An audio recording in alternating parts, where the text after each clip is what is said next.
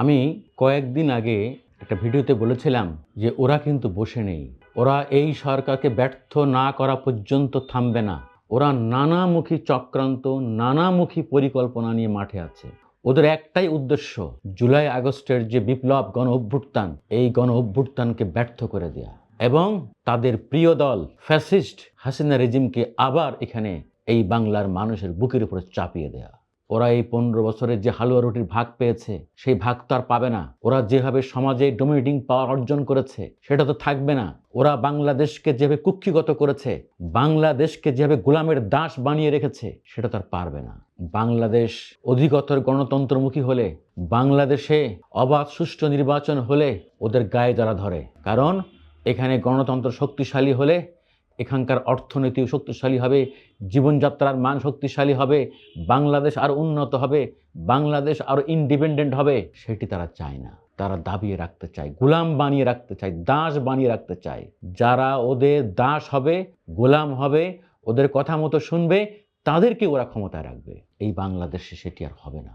কারণ ওরা মরতে শিখেছে, আবরাররা মরতে শিখেছে, আলিফরা মরতে শিখেছে, আবু সাইদরা জীবন দিয়ে পথ দেখিয়ে গিয়েছে।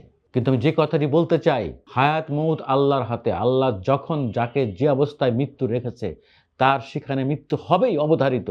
এখন প্রশ্ন হলো, আপনি কি বাঁচবেন বাঘের মতো, সিংহের মতো, না আপনি কাপুরুষ হয়ে অপরাধীর মতো বাঁচবেন? সিদ্ধান্ত আপনার।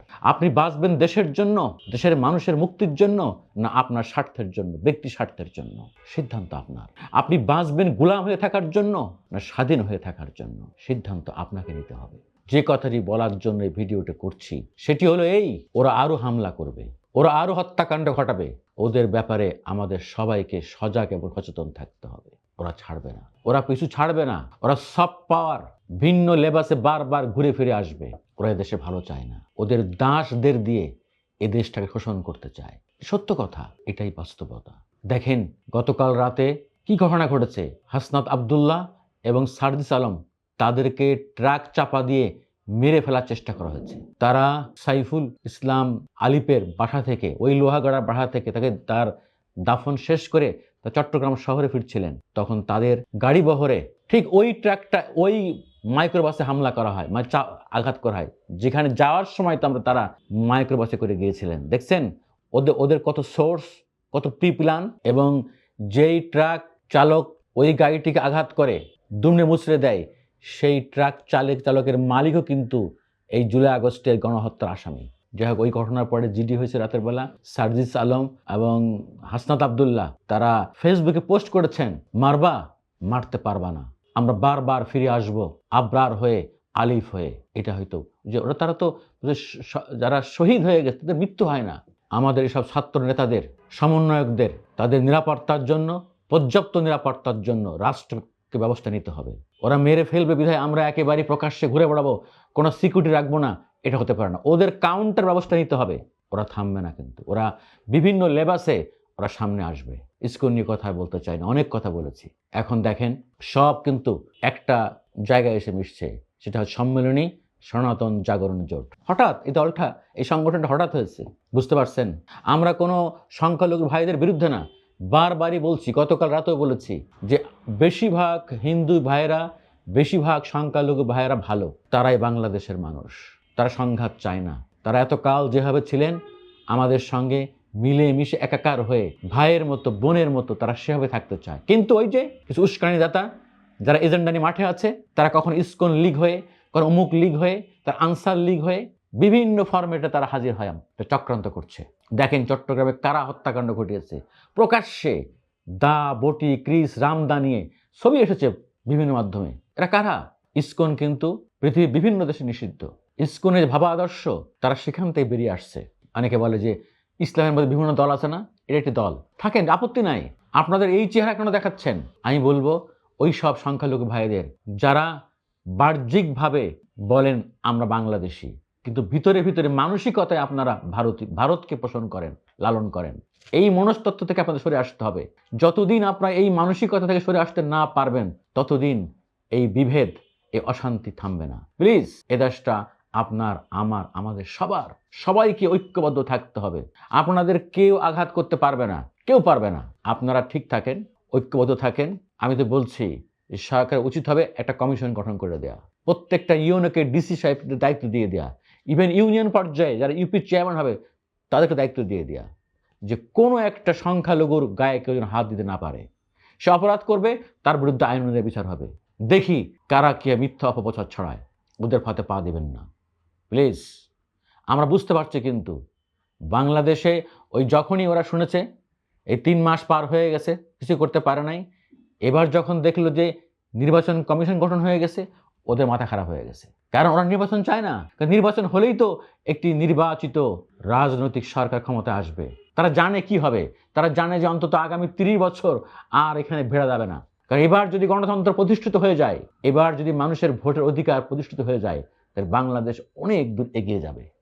বাংলাদেশে এখন বর্তমানে যে সংকট আছে, এই সংকট আর থাকবে না। অর্থনৈতিক সংকট, সামাজিক সংকট থাকবে না। এবং বাংলাদেশ গত 50, 54, 55 বছরে স্বাধীনার পর থেকে যত ভুল করেছে, যত খারাপ অবস্থার মধ্যে ছিল, যত খারাপ পথে ছিল, সেখান থেকে সরে আসবে। এই যে জেড জেন নতুন প্রজন্ম, তারাই নেতৃত্ব নেবে, তারাই হাত ধরবে। ওই যে কালকে দেখলাম, শুনলাম শুভেন্দু অধিকারী পশ্চিমবঙ্গের বিজেপি নেতা আমাদের এই সমস্ত উপদেষ্টাদেরকে বলছে নাবালক, আর বলে কি লবণটা আপনাদের, আয়োডিনটা কিন্তু আমাদের হাতে। কত বড় কথা। আর বাংলাদেশকে সবসময় দাবি রাখতে চাই এবং সবসময় সংখ্যালঘু ধর্মীয় কার্ড খেলতে চাই, এটি আমরা হতে দেব না, কোনোভাবেই না। আর একটা কথা বলে ভিডিওটা শেষ করতে চাই, সেটি হলো আমরা সবাই বলছি আসেন ঐক্যবদ্ধ থাকি। আমাদের ফখরুল ইসলাম আলমগীর সাহেব গতকাল বলেছেন, তারেক রহমানও বলেছেন। কিন্তু আমি বলতে চাই, শুধু মুখে মুখে বললে হবে না, আসেন আমরা ঐক্যবদ্ধভাবে চলি।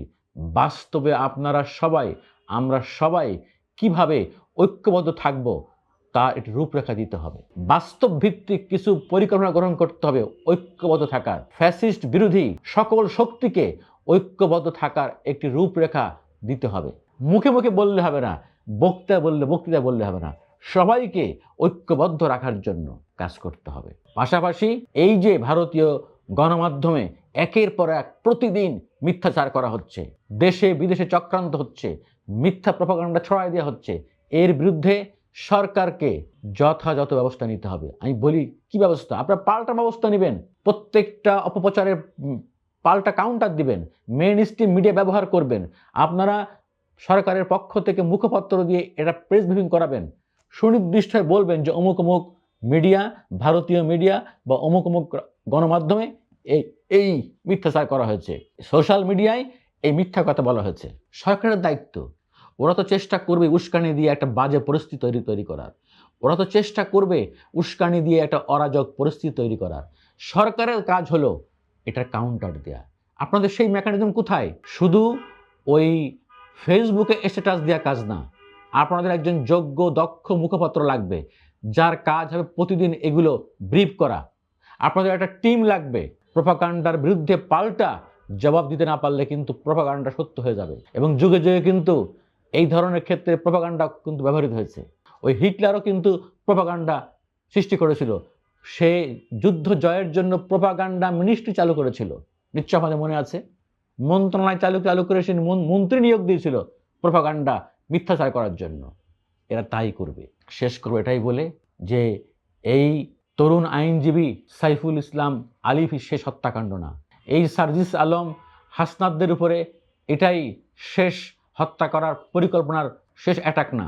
এরকম অ্যাটাক, এরকম হত্যার পরিকল্পনা আরও অব্যাহত থাকবে। ওরা যাদেরকে মনে করবে ওদের পথের কাঁটা, তাদেরকে ওরা সরিয়ে দিবে, হয় দিনের আলোয়, কোনো ক্ষেত্রে অথবা রাতের আধারে। ওরা কিন্তু থামবে না। ওদের সবার ব্যাপারে আমাদের সতর্ক হতে হবে। আমি বলি, শুধু মুখে মুখে ঐক্যবদ্ধ কথা বললে হবে না, আসেন বাস্তব ভিত্তিক একটি পরিকল্পনা নিয়ে আমরা সামনের দিকে এগিয়ে যাই এবং যত দ্রুত সম্ভব আমাদেরকে নির্বাচনের রোডম্যাপ দিতে হবে। নির্বাচন ঘোষণা করলেই ওরা আর কিছু করতে পারবে না।